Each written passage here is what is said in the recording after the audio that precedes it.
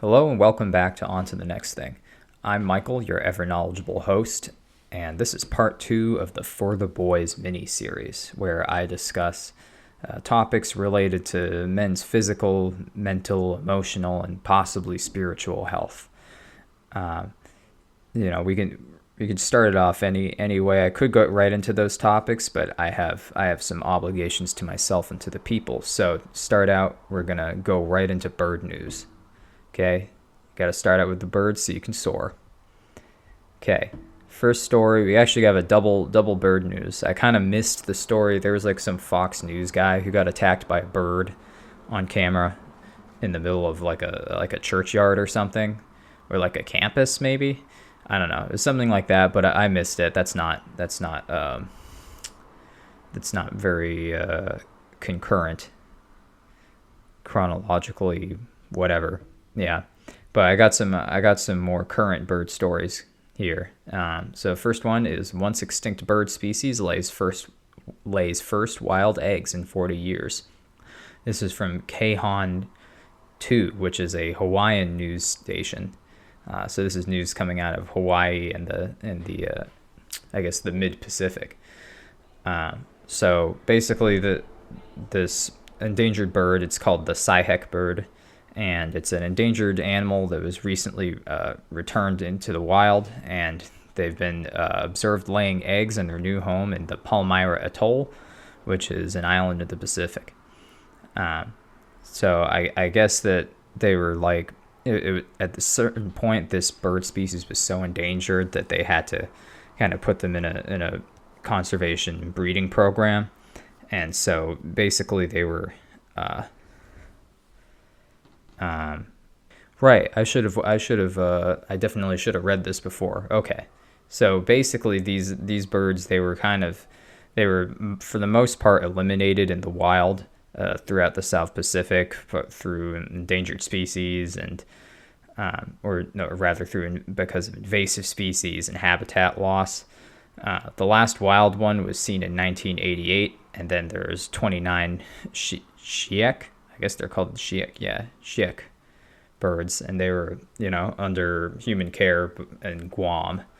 And but a small number of them were relocated to Palmyra Atoll because the island is pretty much predator free and is fully protected by law.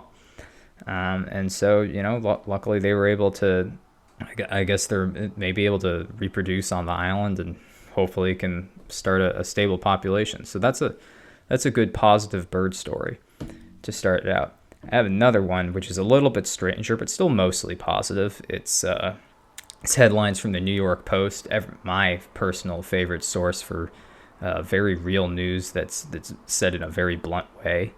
And it's man treks 53 miles in bird costume to raise awareness about endangered species. So this was in the United Kingdom, aka Britain. And the name of the man is Matt Trevelyan. Matt Trevelyan. He's 46 years old, and he basically walked around this this big chunk of the British countryside dressed as his favorite bird, the curlew, particularly the Eurasian curlew. And so this bird has been, its population has declined in the UK quite a bit, and I guess he completed the walk over Easter Saturday and Sunday in the run-up to World Curlew Day. That's not easy to say, and I didn't know that was a thing. Seems like everything's got a fucking holiday to it. World Curlew Day? There's no way the world knows about curlews. Hell, I didn't even know about them. Like, I don't think they're in America. Probably not. So maybe you could just call it British Curlew Day or European Curlew, or you could just call it Eurasian Curlew Day.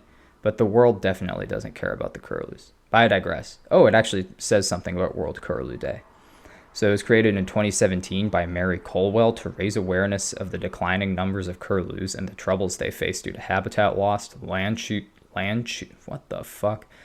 use changes, and climate pressures. So I guess I don't know who any of these people are, but I guess it's been facing a lot of problems. But yeah, it started at Patelli. Patelli. I hate England so much. Starting at Patelli. No hate towards English listeners if there are any. Starting at Patelli Bridge, you walk 25 miles on one day, which included the 14.5-mile trek to Middlesmore before stopping for lunch, then continuing a further 10.5 miles to Beverly. Not Beverly, Beverly. Or maybe it used to be a double V, so it used to be called Beverly, but now it's called Beverly. Then on day 2, Matt walked and occasionally ran. I mean, to be fair, this is like an ultra marathon, so if you're occasionally running, still pretty impressive. But it's the remaining 28 miles, completing the figure of eight. Wow, they called it figure of eight. New York Post acclimating to British culture and British and British syntax. Figure of eight. Maybe I should read it in an accent too. Then on day 2, Matt walked and occasionally ran the remaining 28 miles, completing the figure of eight shaped route back to Patelli Bridge. Okay, I'm not going to do that anymore. Matt said the walk was a joy. There were beautiful views and the weather was perfect. I underestimated how fast I could walk, meaning I was trundling along for a solid 12 hours a day. Underestimated? Huh. Well, that's cool. Fairly easy walk, lightweight. Oh, wow. Okay, definitely going to post a picture of this thing. That's quite a costume. It's like, that's elaborate. It's just a little like, it's got a bird with a really long tubular beak and then a little short body and a tail. Very odd, but you know what? That's not bad bird news. Really, I mean, it's kind of hard to find bad bird. Well, it's easy to find bad bird news. We're in a bird flu epidemic, or pandemic rather. Birds around the world are dying of bird flu, but that's not an individual story. You got to find the niche stuff. Stuff about a man walking around as a bird through the British countryside. I was never worried about the walk. I just wanted to make sure I had done a good job with the costume. Wow. You know what? According to Matt Nidderdale, caution, scary, is one of the last remaining strongholds for the endangered bird. Numbers of the bird have halved over the last 20... Halved. Yes. That word is really difficult for me, and I don't know why. Numbers of the bird have halved over the last 20 years, with now only 58,000 remaining in the wild. Matt had told us, that we already heard about the factors. They will turn the same field every year to lay eggs and tend the This is quiet fields, tall grass. Inspires people to get involved with local conservation. Great if people are able to contact nature by being careful and engaging and enjoy. All right, that barely sounded coherent, but okay. If we were to lose the curlew, we would lose a rich part of our wildlife and British culture. British culture capitalized, by the way. So I don't know if this is New York Post Britain, but I guess New York Post, it's just under world news. So I guess, you know what, the New York Post, they're not known for being super respectful, but they were very, very respectful of British culture. They used figure of eight. They capitalized the words British and culture in the phrase British culture. And you know what? Good on them. By SW, what does that even mean? SWNS? Southwest. I guess this is just like their... I don't know. I thought I could identify the author, but I guess it's just like their group of editors for world news or something like that. Anyway, that doesn't really matter. So that's bird news. Awesome. Great. So good with the bird news. And before we get to our main topic, got to go through the recommendations for the week. For the week. It's been about a week. Definitely flubbed it a little bit, but I'm getting back on schedule. Okay? I'm working on it. I'm only human. We're only human, but I'm only human. We is in the royal podcast we. I'm only human. So as far as media, still reading The Three Musketeers. You might be wondering, hey, what are you're big reader talking about how you're reading the classics. Why is it taking you weeks and weeks to read The Three Musketeers? Well, that's because I have a real job, and my real job does not involve me reading The Three Musketeers. And also I listen to like 7 podcasts a day that have nothing to do with this podcast, and I refuse to sponsor other podcasts or shout out other podcasts on my podcast that gets no listens, because that's a bad business practice. And yeah, but as far as reading goes, the main thing I've been reading is The Three Musketeers. To my credit, I'm almost done. I'm at the Siege of Rochelle, or La Rochelle, which is not a spoiler because it was a real historical event in the 1620s. I guess if you really want to spoil how it goes, you could just read it on Wikipedia, but it's more fun to read about it in the book, I think. And yeah, you know what? I mean, I will say I didn't realize how much of a kind of almost a grittier, like more nuanced portrayal of like, you know, heroism, let's say. And I don't know if this is, I haven't read enough books from the early to mid 1800s to really know if this is what, you know, like what heroic characters are supposed to be like, or if it is kind of like, if it's Dumas poking a little bit of fun at past French culture and at like kind of the norms that were kind of being shifted at the time. It's probably a little bit of a mix of both. But I didn't realize that all of the protagonists would be so flawed, and that like most of the antagonists are generally pretty complex characters. This includes women, which is something kind of surprising for a book of this time, but not really that surprising for Alexander Dumas. Tends to, you know, it's not going to be like, there's never going to be a you know, a female lead protagonist, but you know, there's plenty of women with protagonistic roles that kind of have some of their own agency and are, you know, and are working towards their own goals within the greater, you know, within the greater plot and within the greater political and historical context. So it's you know, it's kind of refreshing if, you know, if maybe you conflate the classics with like, you know, like old pulp fiction where it's just like, you know, women are just there to be like prizes or whatever. Not to say that the protagonists haven't been treating women as prizes this whole time, but it's not quite as paternalistic as you might think. I guess this is a little bit of a spoiler, but I mean it's a 150-year-old book, so just cover your ears and then go read it. But yeah, pretty much every, you know, other than D'Artagnan, who's kind of like I've seen some critics call him kind of an author self-insert, where it's basically just the coolest, smartest, most suave and clever version of the author just imprinted into a character. I was going to mention he's kind of a like sort of like a prototype for like the, you know, the Mary Sue trope, you know, except as back when all lead protagonists and male author written books were male.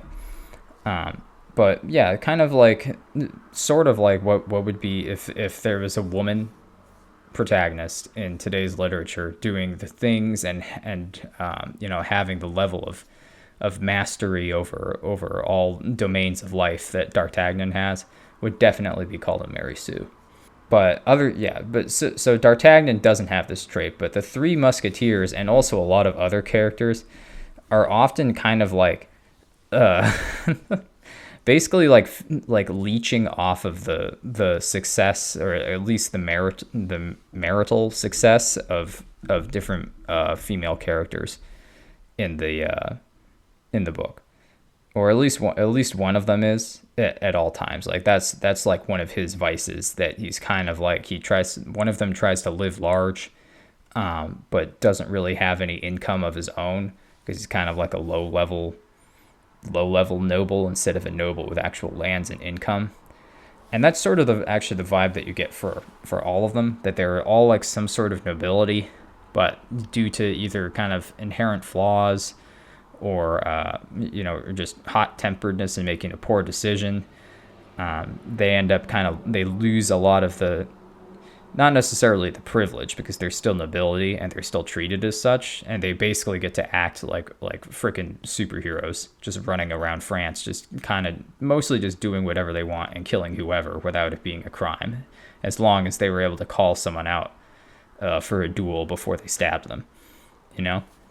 But I mean, they don't necessarily lose their privilege, but they're all like kind of privileged nobility class that lost a lot of their lands and a lot of their wealth, but they still need to keep up appearances.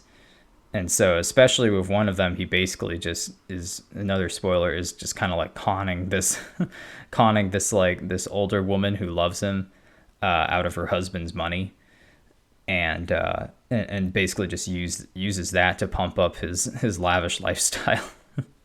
and kind of they all have sort of like, and then the others tend to like kind of share in this wealth, because, you know, all for one, one for all. If you know that from the Three Musketeers, that's basically where it's just like, hey, if one of us wins, then that means we all win, and we all just kind of get equal share of whatever victories come our way. That basically means that they're all in a sense kind of leeching off of this other woman's money, which is kind of like, it's not like, you know, something that gets kind of pointed out as like something that's supposed to be like over the top funny over and over again, but it's almost like kind of a little bit of a joke in there that, you know, even though it's subtext, right? Am I right, literary people? It's called subtext, where, you know, the paragraph will be talking about like, oh yeah, this person's good attributes, but they do tend to have this one little vice, and then all of their actions are basically like magnified, just magnified versions of the vice described, where it's like, oh, sucks at gambling, but is addicted to gambling. Ooh, pretty smart, but is, you know, a drunk and is depressed from, like, spoiler alert, killing his ex-wife. And, like, shit like that. Where it's like, I mean, they all, it's not like they're all, like, totally amoral scumbags. Like, this isn't Blood Meridian out here, but it is, it definitely characters that are a lot more gray than what I would have thought when I think of the Three Musketeers. First of all, when I think of the Three Musketeers, I think of a tasty little chocolate treat with like chocolate like fluff or whatever in the middle, surrounded in a milk chocolate shell. Like that used to be my favorite candy when I was a kid, because it's just straight up like garbage tier chocolate all the way through. But I loved it. But I always thought of the Three Musketeers, it's like, oh, these are a bunch of dandies, and they just kind of like, they just run around and they're like heroic, but they're in the end, and they're like fair and just, but you know, they're just a bunch of like soft dandies running around in France with their little swords just running around. But no, these are basically like, they're basically mercenaries to a certain extent, except they're mercenaries who are kind of they're more like mercenaries for honor.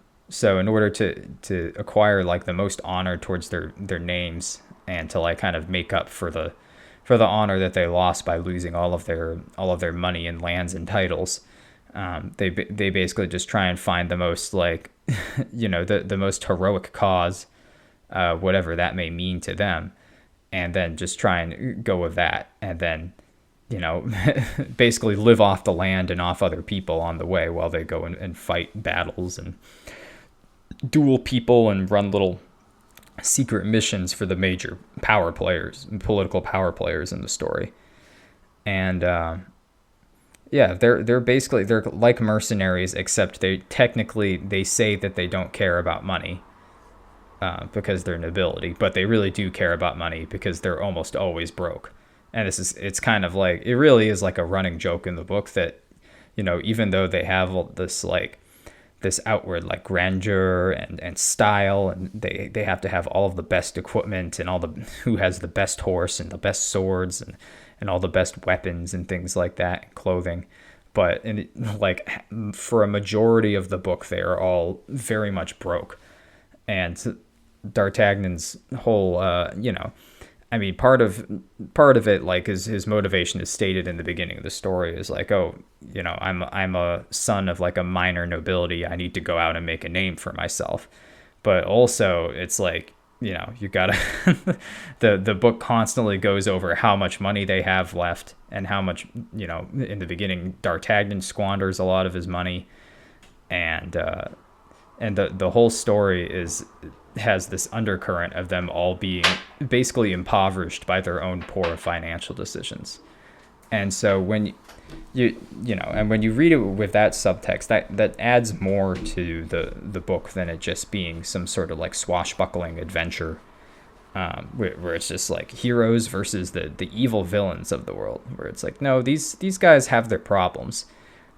They generally try and make the right decisions for the most part, but they also do stuff that's very self-serving because they have to keep up these appearances.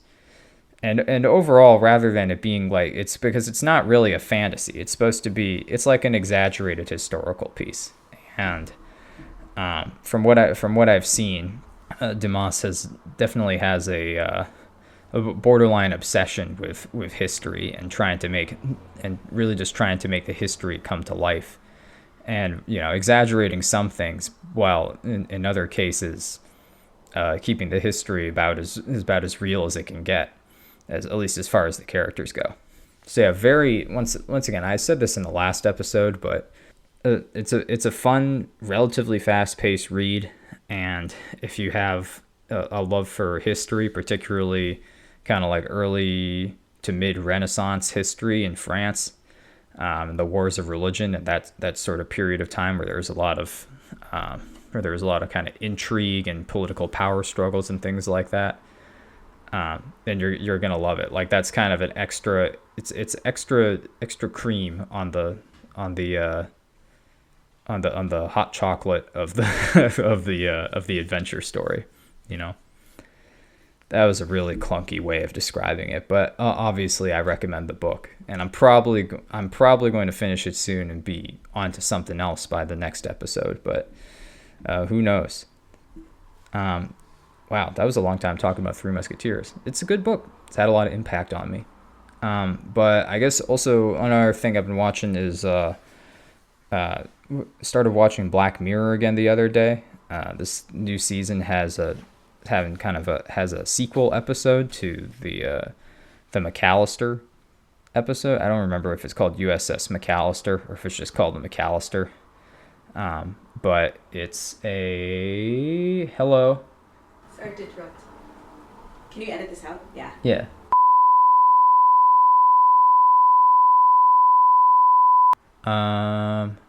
Right. So the USS McAllister. So it's the premise of Black Mirror. It's kind of like it's like an anthology series where each episode is a whole different story. But in the previous season's episode called USS McAllister, it's basically about employees of like a advanced video game company in the near future, and the video game allows you to basically like plug your consciousness into the game and play around as your basically as yourself in this like supposedly like procedurally generated universe. And it's like a pretty cool idea, but in the real world there's like some office drama, and the main developer of the game is kind of a weirdo, and people don't know exactly, but it seems like there's kind of something off with him. But it ends up being that what he does is he uses illegal cloning technology to take like DNA samples from his coworkers, and has used that to plug their consciousness into the game to create little copies of them in the game for him to like basically torment, where he's like the captain of the ship of the McAllister, and he has superpowers essentially, and they're basically just his slaves, and it's very fucked up that first episode. But I mean, obviously, not to spoil anything, but the fact that there's a sequel tells you that at least some people make it out and that there's more story to tell.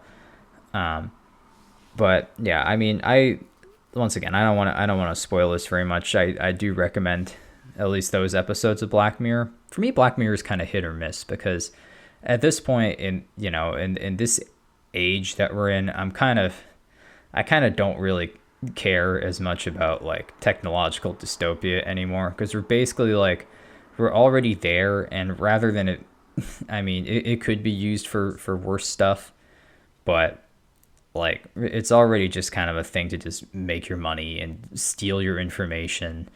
And I really don't think that they need like that, big corporations today would need to fully clone you and make a copy of you in order to just make money off you.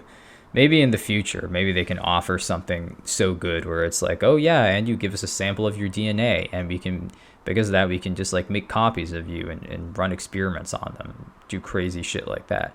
Which is the kind of the theme of like a bunch of different Black Mirror episodes. I think it's a lot of it is similar, although sometimes it's different. But I know of at least 2 or 3 where it's the idea is like, oh, making a copy of yourself and putting it into this like simulation, and it's like hell on earth for the version of you in the simulation, but like you don't, but like, oh, the clone doesn't legally count as a person type of thing. There are a couple like that I recall. But I mean, yeah, like I said, kind of hit or miss as far as the series goes, but the McAllister was really well done. It has some action and good acting in it, and also not everyone is British, which I think is also a plus, because some Black Mirror episodes everyone's British, and it's like, ooh, man, don't really want to hear that northerner accent the whole episode, but I guess I'll listen to it anyway. Yeah, just give it a watch. The new season's out, I guess. I think it's on Netflix or something. I don't remember where I watched it. Just kidding, I do. It's on Netflix, but who gives a shit? You can find it. Music. I've been listening to a couple different J. Cole songs. J. Cole had a song come out recently called Clouds that I thought was pretty cool. He's also had, he's got kind of his hits like No Role Models and Workout and, shit like that. And it's, I've been listening to some J. Cole. Kind of glad he was able to stay out of the muck of the Kendrick Drake beef, because it's just, that's not really his style. J. Cole is self-aware enough to know he's like, he's a rapper, but he's kind of also like, he's not like the hardest rapper out there. He's not like a battle rapper. He's like an artistic rapper who makes shit that's good and sometimes goes hard, but is not like the, like the big personality, like I'm better than everybody rapper. It's supposed to be more humble. And that's really has basically embodied the humble persona by bowing out of the beef. It's definitely like, if you think of a stereotypical J. Cole thing to do, that's a stereotypical J. Cole thing to do. But honestly, probably worked out better for him in the long run, even if he didn't get that, initial boost of fame from being in a beef. But I don't know, music's still good. Still good for a car ride or for, jogging or whatever. I've also been trying to listen to some more indie stuff too. Not quite as much as I used to. I listen to a lot of indie, but I haven't been listening to as much new indie. But I was listening to Level by the Raconteurs. That's a good song. I've kind of just been listening to that one, but that's the one that I was thinking of recently. It's great for a car ride. It's good for just kind of walking around and hanging out. It's great. And finally, and this kind of will tie in a little bit to the main topic. I've been listening to some jazz for studying while I do trainings for my job, and I tend to like jazz for studying a little bit more than classical for studying, because it really does, especially like on the jazz for studying playlists that show up on particularly on Spotify is the one I use. It's generally a lot of very kind of similar music. I mean, jazz, jazz can be anything, but generally speaking, the jazz for studying is a lot of trios where it's just piano, bass, piano, upright bass, and drums and percussion. Some of these include, I listed a couple of them, the Super Smart Trio, which I think perfect for studying any sort of shit. The Sweet Greens, Eric Merlino and the Tate Jackson trio. Like I said, a lot of trios. And I'd say even the ones that are singular names, like the Sweet Greens or Eric Merlino, still probably also a ensemble of only like 3 musicians. But I find the jazz for studying to be a little bit better than like, this kind of general jazz, because general jazz can veer into more experimental or more fast paced and distracting. Sometimes it has like vocals that can kind of undercut what you're trying to study. I generally stay away from music with vocals when I'm trying to do like real studying, because if I like the lyrics, like if I'm listening to a J. Cole song and I'm listening to the lyrics, that really fucks with your focus for studying. So just kind of having just easy going, just syncopated rhythm, piano chords, and slightly melodic bass that's not too not too forward, I guess. It's not too brass, and they're not shredding by any means. But it sounds nice. It's relaxing. It creates a good background, and allegedly it's supposed to help make your brain better. It's associated with higher intelligence, making plants grow, good for babies, that sort of thing. And I'd say that if something's good for babies, I'm better than a baby, so it's going to be good for me too. That's what I always say. So yeah, jazz for studying, I recommend it. Classical for studying is good too, but I found that classical for studying has a little bit more leeway on what they put into the on the playlist. So I mean, if you want more variety, do a more a more varied jazz playlist, or do like a classical for studying where there could be more strings or piano, or like light woodwinds and things like that. But generally speaking, if you want something that's going to go in the background, it's pretty good, easy listening. Say just like 3-piece jazz group, piano, bass, drum. It's good for creating background noise that makes you feel like you're a smart person. That's all I'm going to say. It does. It makes me feel smart. And maybe it'll make you feel smart too. Okay. All right. Time to take my health break by stretching and cracking my spine. All right. So our main topic for today is, some kind of general mental health tips. I can't get too deep. I'm not qualified once again, but I have a mental, and I sort of know how to keep it healthy. And so I think that, that gives me some knowledge in how to keep your brain good. Yeah, how to keep your brain good. Nailed it. Fucking good job. Good brain, idiot. Anyway. So, I mean, a lot of mental health kind of can, physical health, mental health, they're separate, but they're intertwined to an extent. If you aren't keeping your physical body healthy, that's going to reflect back on your mental health, and vice versa. If you're under a lot of stress, eating more, you gain weight. If you're depressed, you're eating less, you lose weight, or you can gain weight by being sedentary and, losing like muscular function and things like that, with severe depression and that sort of thing. And, those are just extremes. There are a lot of other more biochemical relationships that I'm just not smart enough or knowledgeable enough to get into. But it really is intertwined. But, and there's actually, I do have another way that it's intertwined. It often gets intertwined through probably one of the biggest factors in mental health in the Western world today, which is social media. Like I said, I think in the last episode I mentioned, social media accounts and influencers, like gym influencers who, basically pushing people to adopt certain diets that might not be the best for them, or trying to just push hard at the gym at all costs in order to just make gains that are, functionally useless for anything other than just kind of like just looking big and being a bodybuilder. And once again, as I've said before, if you're not competing and you're not making money off being a bodybuilder, then there's no reason to try and just maximize muscle gain for, at the cost of your joints or your heart or your mental health.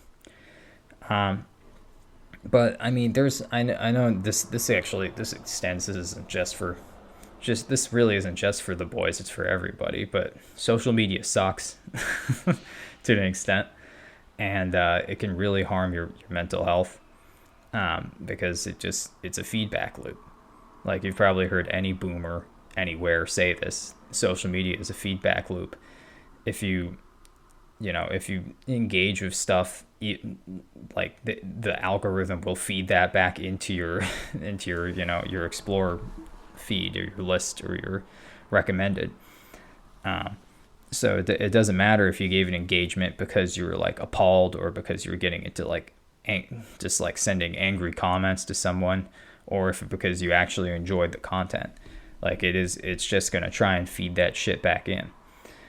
So, I mean, the way that I've worked on it, like, well, I tell you what, when making social media for this podcast, I had to make I didn't have to, but I wanted to, because it's nice to post images sometimes, and I got images that I think need to be shared with the world, such as a fucked up rare JD Vance that I just stole from someone else, or of a weird cat with like a beer gut made of fur just sitting down. Like, shit like that, that's important, and that needs to be shared with the world. And so I made a new Instagram. But when I looked into Instagram Explore feed, hell of a lot different for the On to the Next Thing podcast account than in my own private Instagram account that will never see the light of day. But like the type of stuff that gets pushed to a new account like mine, it tries to, starting out, they have you like, oh, here's some people to follow, like, follow these people. And I just followed a random smattering of things. I followed like, the podcast follows like Nat Geo and Snoop Dogg, and just some random figures, just to kind of see what could what would be fed through the system, and what I would be able to see on my feed, and just to kind of give it an idea of what I'm into.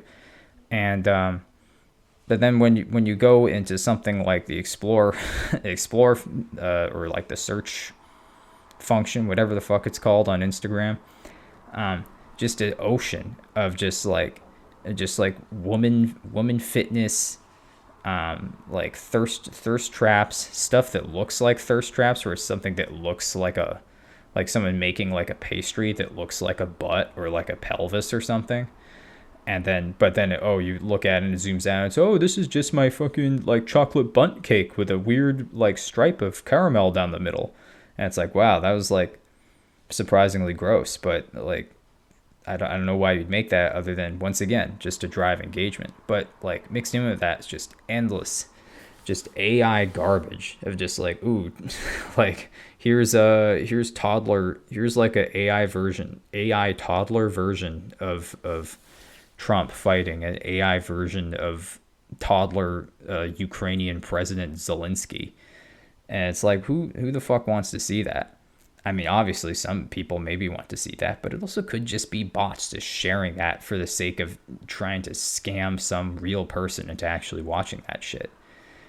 And it's just like, it's never stuff that like, it's never stuff that, oh, you already like. It's always trying to push something new that whoever, that all like the major influencing powers on the social media platform want to sell you, whether that's like AI crap, or like stupid life hack shit products, or like their fitness regimen that they can't get away with without having a way too much free time and way too many steroids, way too many other procedures.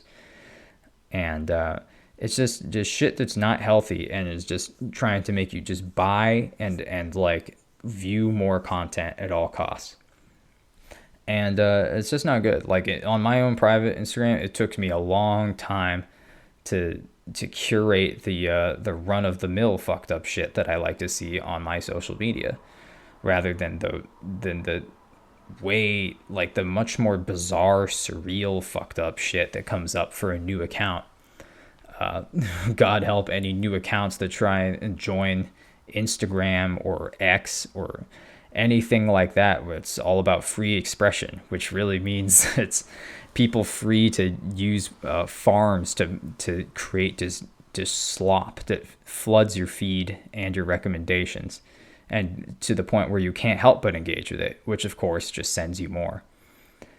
And so it's obviously it's a nightmare.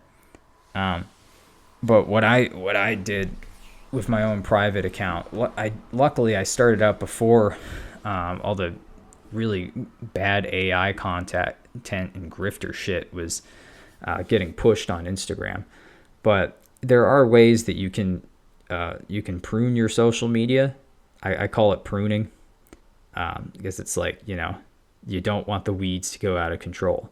Sometimes you want a little bit of weeds. Like sometimes you want a certain type of meme, or even like some AI art crap that's kind of like fun, or funny in some way. Like it's set up in a way that it looks silly and has some sort of entertainment value.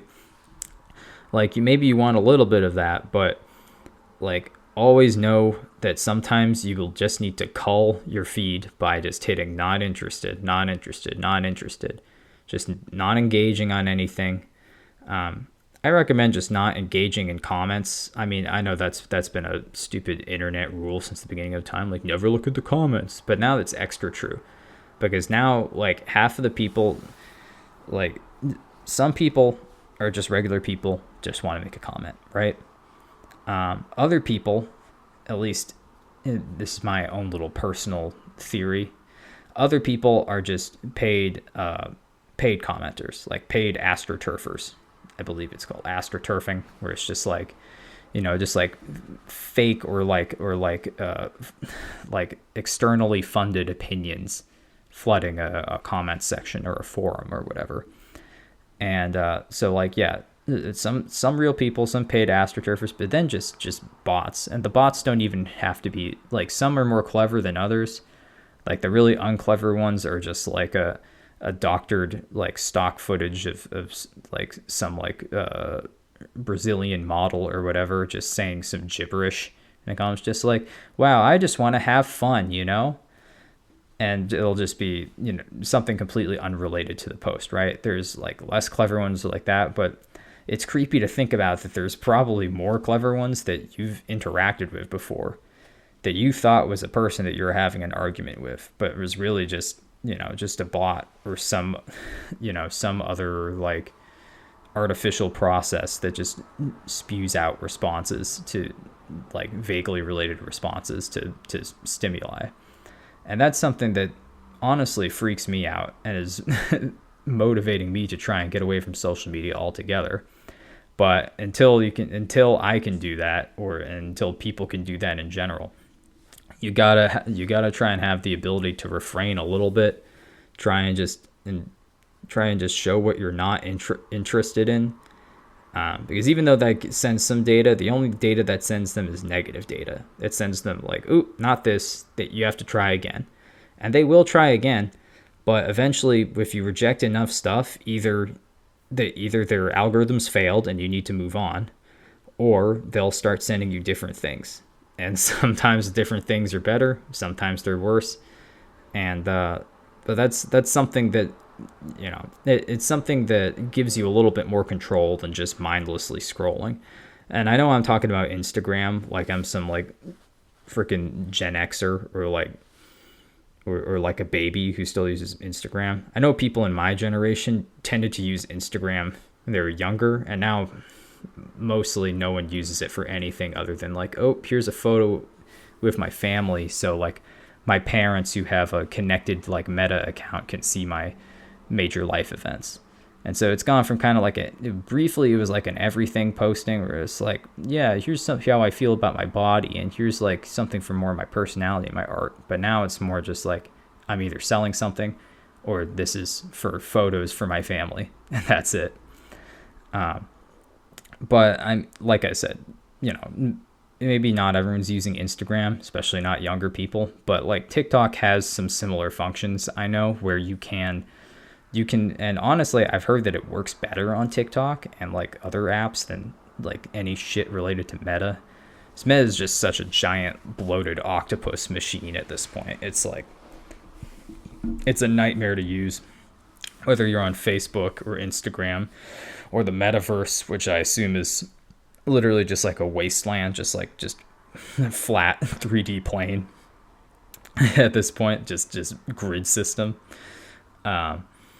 But yeah, it's such a nightmare to use. But I know that like certain things like TikTok have better functions for showing what you're interested and not interested in, and and honestly, the worst comes to worst, you can always just either delete if you're all you're using it for is just to like find content and you don't have a lot of posts of your own, which is probably a lot of people. Like it's not that difficult to just wipe your app, whether that's wiping out all the permissions and stuff or just deleting the account altogether and then starting again and trying to go in from there.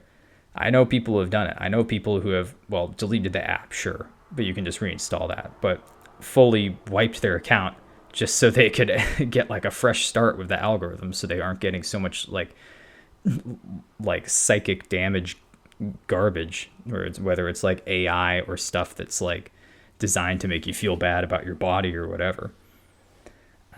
Finally, my recommendation as far as social media is a slightly more eloquent version of touch some fucking grass. I call it grounding yourself in reality. And this can take a lot of different forms. This can mean you break your foot in half like I almost did just trying to adjust my sitting position. But you can have, you take breaks from social media by either, either watching different, viewing different media, whether that's reading a book is a good one, because that forces your brain to actually engage with a different topic. So at the very least, you aren't thinking about and constantly mulling over whatever you're doing, and you aren't just zombified scrolling. Actually engaging your brain with something can make a hell of a lot of difference, I found. That's why I'm trying to read so many books on my reading list now, because at a certain point, just Instagram scrolling, I felt my eye twitching and my getting a splitting headache, and it's fucked up. And it's oh yeah, just put in eye drops and take painkillers. And it's why? So I can keep scrolling? Why would I waste my finite pharmacy resources for that? It's yeah, it's ridiculous. But yeah, on literally taking breaks, the one that I've heard since a good chunk of, at least chunks of my employment have been just, staring at my computer screen for long periods of time. It's something like 20 seconds of, right, it's the 20 rule, 20 seconds of looking at something 20 feet away for every 20 minutes that you've been looking at the computer. So if you spent an hour doing computer work or on social media or something, you just take 1 minute just to stare at something kind of in the distance, let your eyes readjust so it's so your eyes aren't quite as strained at a single focal point. It's something like that. But I've used that before. That's helpful. Even taking a break and just looking at a different type of social media can be helpful as well. You just really, you don't want to get locked in, because everybody knows that it can waste so much of your time, more than you even realize. And all of a sudden you realize, oh wow, I've just been staring at stuff that I don't even like for 45 minutes and just continuing to scroll in the hope that something I enjoy comes up. And it's a fucked up system, but there are ways to break yourself out of it. Of course, the better ways to break yourself out of it is, having another task to do, at a job or in school or something like that.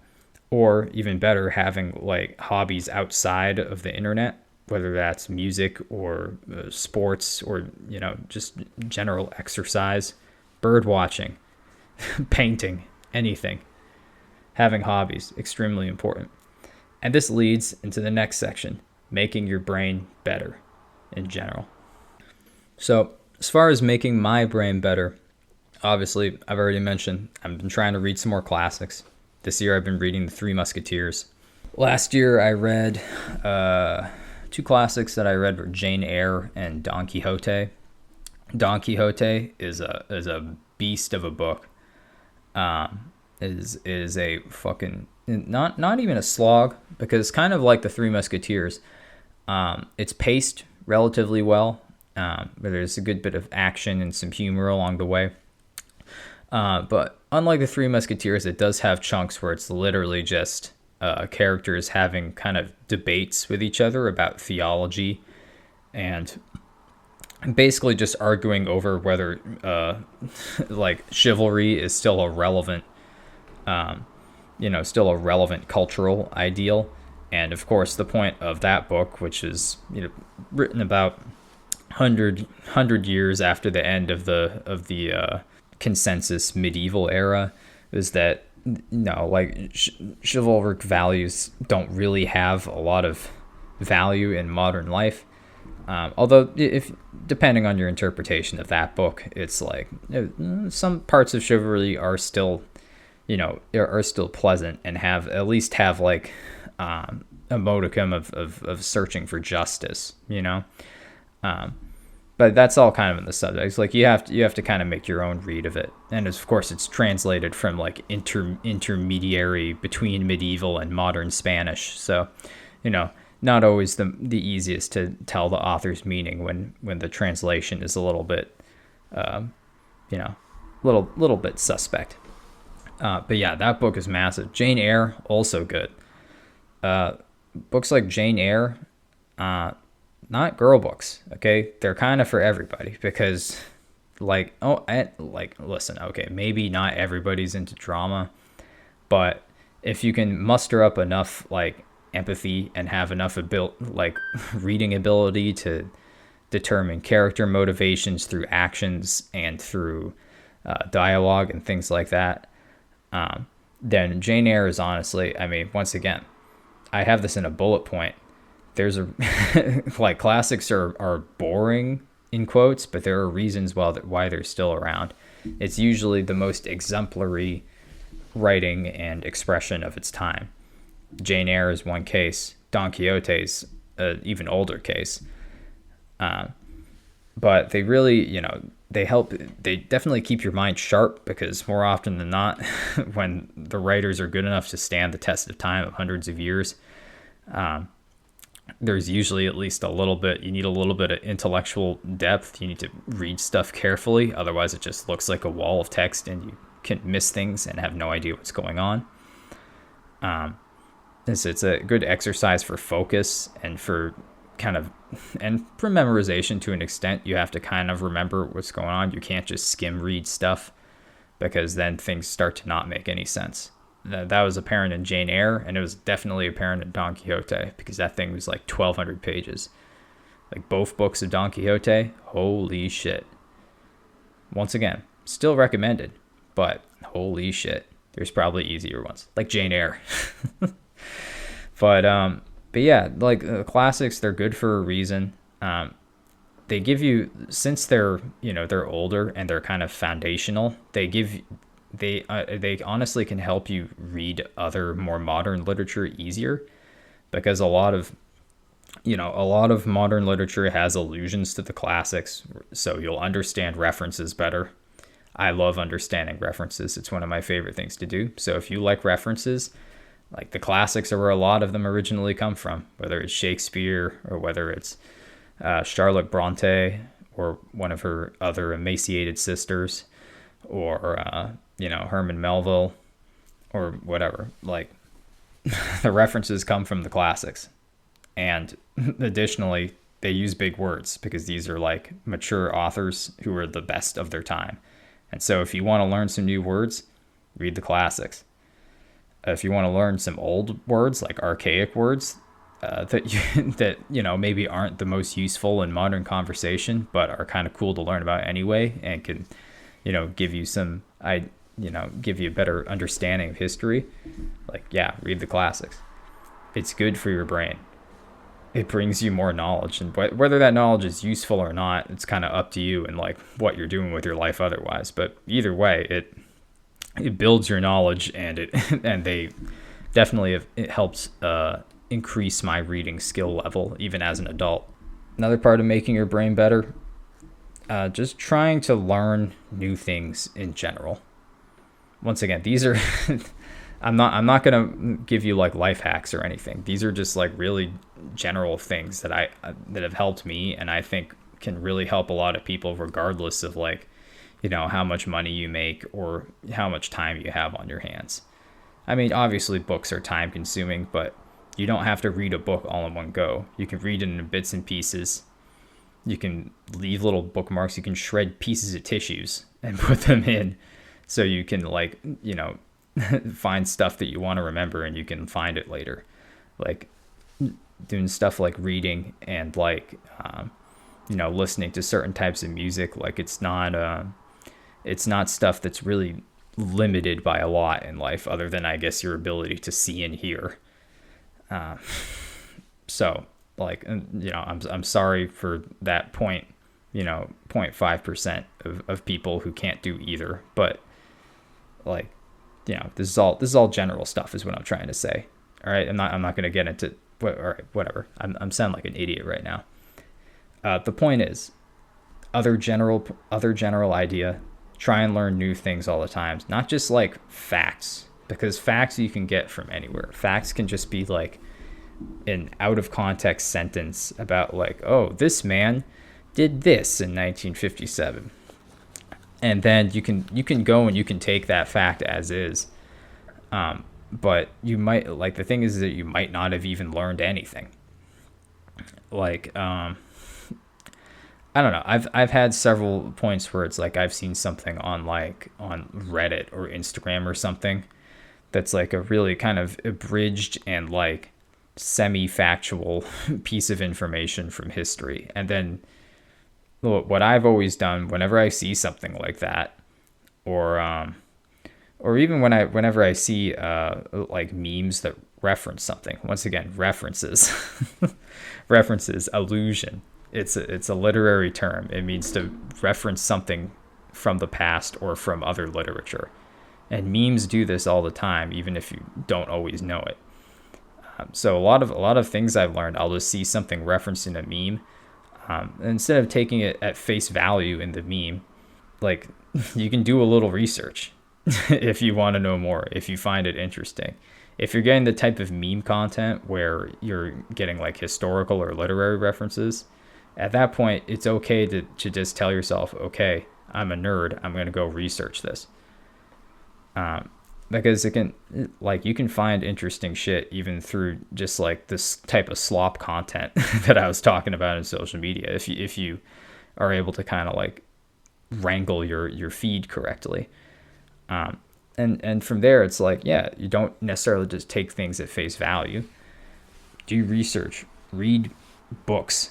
Don't just read like, you can read like Wikipedia, but Wikipedia has like other sources, and you can see which sources are dead ends and which sources are real. And that sort of thing helps build your knowledge. But even if you're not like I'm a Wikipedia knowledge warrior type of person like me, actually, I would never call myself that. That sounds fucking ridiculous. Knowledge warrior? What the fuck does that mean? Doesn't mean anything. Like a what's it called? Like a Wikipedia traveler or something like that. That also sounds fucking lame. But whatever. Someone who really likes doing Wikipedia research, like myself. Even if you aren't that, there's always opportunities to learn how to do things. There are free like skills. Even there's skills, like not just like, oh, how to survive in the wilderness videos on YouTube. There's like real world skills that can help you outside of survival situations as well. Websites like W3 schools have like simple lessons for like programming that can kind of get you some of the fundamental skills that you need. Not necessarily for programming like in a professional setting, but you can pay for certificates through them, but they can give you kind of the types of practice and review that are really helpful if you're trying to further your education, or acquire programming skills for a job or something like that. There's free resources out there where you can learn things. Music's a little bit harder. Like learning an instrument is a little bit more cost intensive, I've found, depending on the instrument. I mean, you can get a plastic recorder for probably like certainly less than $50. I'd be very surprised if a plastic recorder like the one I got in elementary school cost more than 20. Yeah, but generally speaking, like learning music can be a little more cost effective. Like music making software other than Audacity, which is fucking free. Like, instruments cost a lot, amps cost a lot, microphones can cost a lot. Although, if you could probably tell, this isn't exactly the bougiest of microphones that I'm using right now. But, the music production software costs a lot if you want your music to sound good and professional, which I don't care about that. That doesn't matter to me at all. But but yeah, all of those things can cost money. But, once again, there are some ways around that. Where if you do really enjoy music, I can tell you that, at least for me and for people like me, there is definitely a kind of another level of appreciation that you can get from music when you're trying to learn it yourself. I've been told, and I've honestly found that learning music and music theory, or like learning an instrument in general, is kind of similar to learning like other languages. Except I think it's a lot more fun to learn how to hammer away at a keyboard or like a guitar correctly than to learn freaking Deutschland language, or Espanol. Although Espanol, honestly, if you're gonna learn a language, Spanish. It's like the second, at least certainly the second most, or possibly first most common language in this hemisphere. Hemisphere? Yeah, hemisphere. Hemisphere. Western hemisphere. This part of the hemisphere. Probably not in China. That's probably not the. But China's not in the Western hemisphere. Yeah, so this hemisphere, certainly. Spanish. If you're gonna learn a language, learn Spanish. It's like the second most. Whatever. The point is that music languages, kind of similar parts of the brain are used to learn each of those. I personally find music more fun. I have learned a little bit of languages, but languages are cheaper to learn because you can just get like a dictionary, like a English to whatever dictionary, or God forbid you get Duolingo and you get that owl hounding you at all hours of the day. But I've heard it's helpful to an extent. Or Babbel, I guess. Babbel's one I've heard that's sponsored, but I don't know if it's actually good or not. I should probably stop saying these things. I shouldn't sponsor them. Not a sponsor. None of these are sponsored. Duolingo Owl is the Antichrist. You heard it here first. Not sponsored. But the point is that learning new skills of any kind, like that's what like that is what keeps you going. Not everything can, like that, nothing can really fully prevent stuff like neurodegenerative diseases like Alzheimer's as you age, but there's like nothing for certain. But certainly keeping your mind active and keeping your brain healthy can prevent degeneration in the long term. And this doesn't necessarily mean giving up like partying and having fun and doing stupid shit. I love doing stupid shit. Everyone loves doing stupid shit to some extent.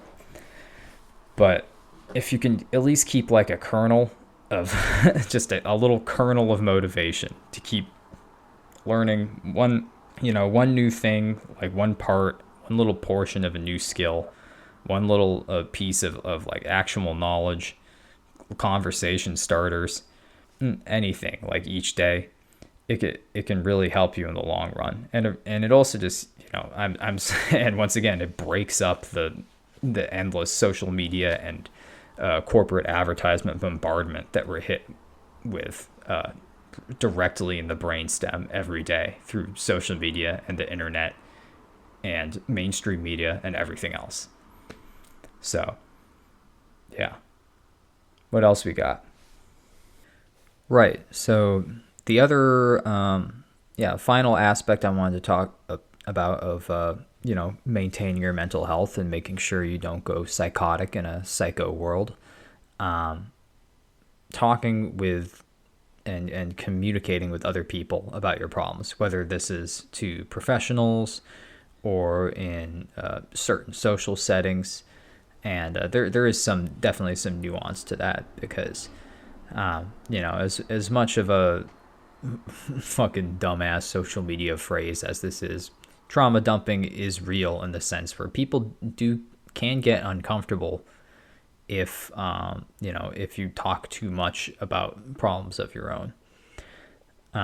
I found that outside of a professional, where if you're talking to a psychologist or to a licensed therapist or a psychiatrist, that if you're spending money to talk to someone about your problems, you need to be about as honest as possible. Even if you don't tell them everything at once, you should probably eventually get to stuff that you would otherwise keep secret with, friends and other people. Stuff that you find embarrassing, like psychiatrists, psychologists, anyone in the mental health, we'll call it the treatment industry rather than the mental health industry, because that makes it sound like they're causing mental health for profit, which is another conspiracy, but not something to necessarily get into. This is real.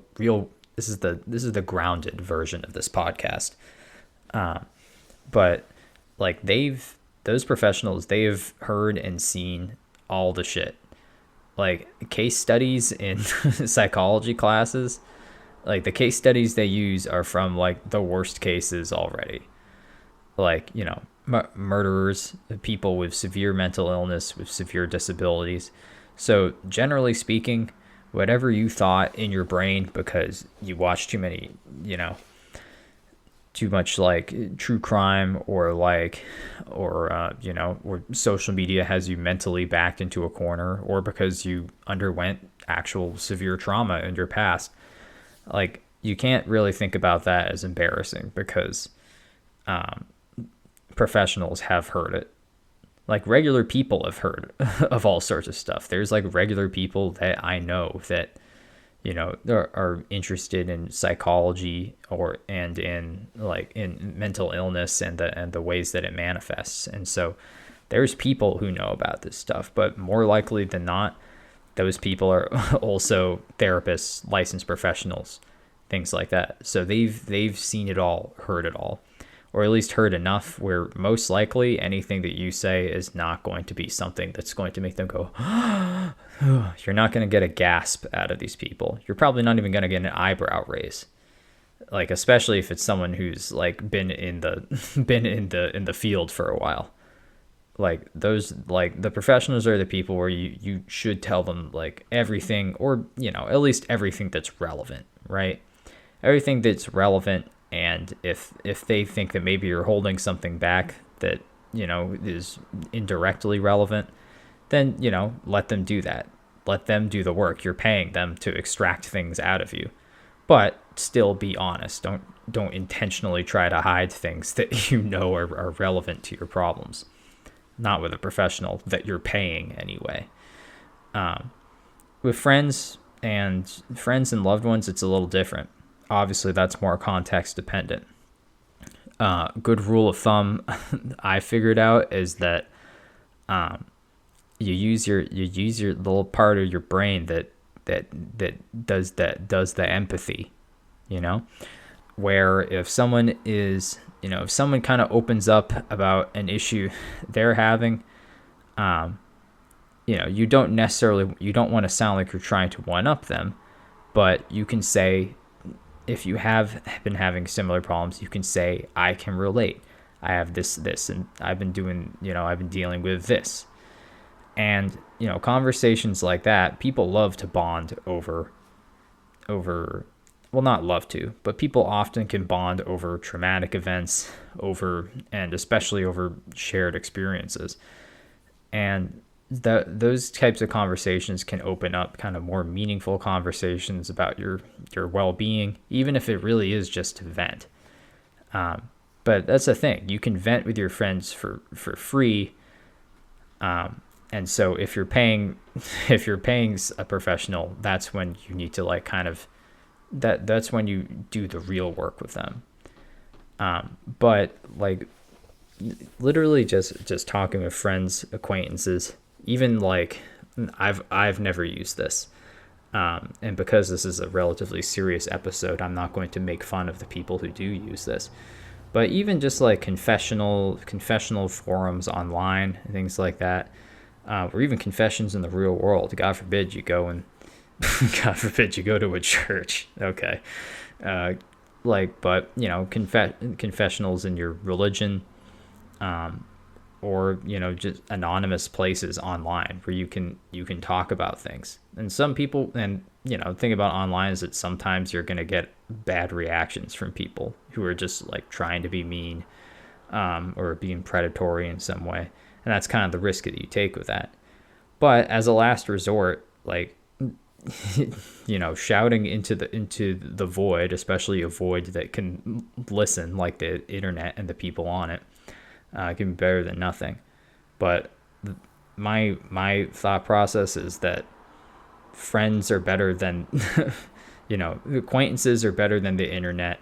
Friends are better than acquaintances, or rather close friends anyway, who can actually maybe understand where you're coming from and already empathize and sympathize with you. And then professionals are better than friends when it comes to talking about mental health, talking about emotional health and things of that nature. I put down in a bullet, share trauma and mental health topics in amounts proportional to the closeness of the friend. But I already kind of went over this, where it's like a good strategy is like, if you're already kind of talking about that, if they're talking about something and you want to talk about something of your own in order to kind of empathize with them and be able to relate, then you can talk about something of similar intensity. Matching intensity in that sort of case is good, rather than you definitely don't want to try and one up people. Ooh, I stubbed my toe. Oh, actually I broke my arm. And also no, like that's not what you do. You don't want to try and one up someone, but matching the intensity is generally speaking the way to go about having conversations like that between peers. But of course, if you want to up the intensity, that's when you go to, and you're thinking that you don't have, not that you don't have other options, but if you in your heart know that like something is too big to just like to talk with someone who's not a professional, that's when you get a professional. Find a professional anyway. Like, I know like insurance is tough, money is tough, our medical system is ass. Hopefully at some point in the future, there will be a better system for mental health in this country. But until then, like, best you can do is try and find, like, know what your network is as far as insurance. Find a professional in your network so you're not totally paying out of pocket. But even if you do pay out of pocket, I would recommend just at least trying to go in for like one session just to get like real things off your chest, because there's once again, the professionals have seen and heard everything. So it's something, even if you're just there to vent in just one session, it's going to be a much higher caliber experience than just trying to vent with your friends who are, not professionals, have their own lives going on and their own issues that they can't necessarily block out in order to deal with what you have. So you got to be careful with that sort of thing.